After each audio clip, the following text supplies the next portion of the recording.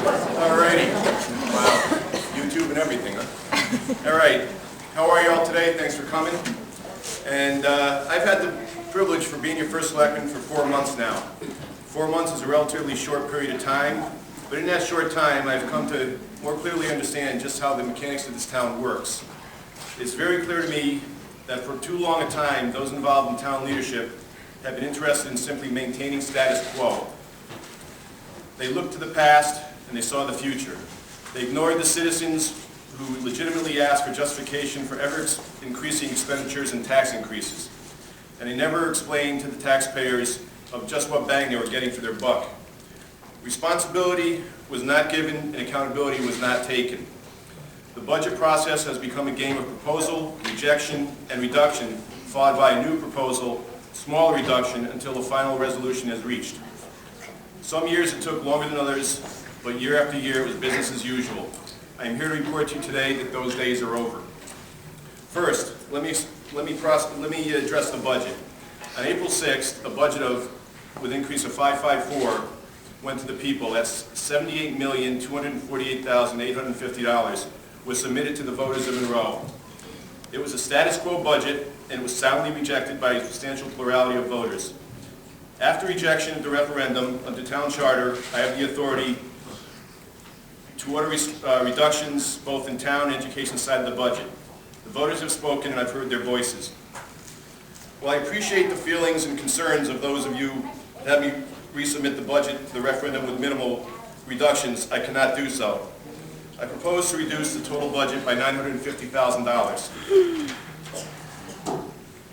Even after this reduction, Monroe's budget increase will exceed the rate of inflation and is greater than the year-over-year increase in many of our neighboring towns.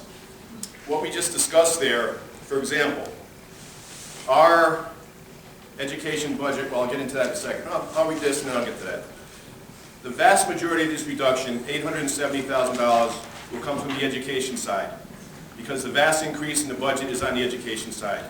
However, it should be noted that the increase in the Board of Education budget from fiscal year 2009 to fiscal year 2010 was not for educational programs or for students.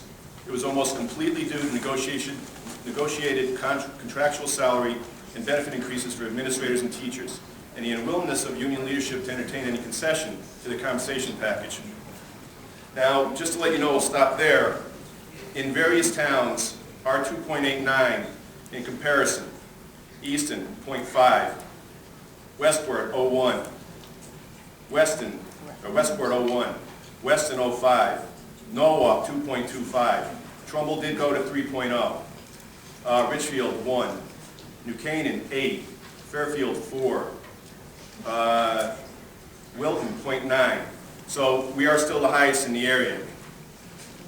While the new budget may require layoffs in the educational system, I am confident that the superintendent of schools and the Board of Education will also find ways to cut waste and unnecessary expenses while still focusing on all the available resources on the education of our children. There can be no doubt that the decrease in student population will support a staff reduction.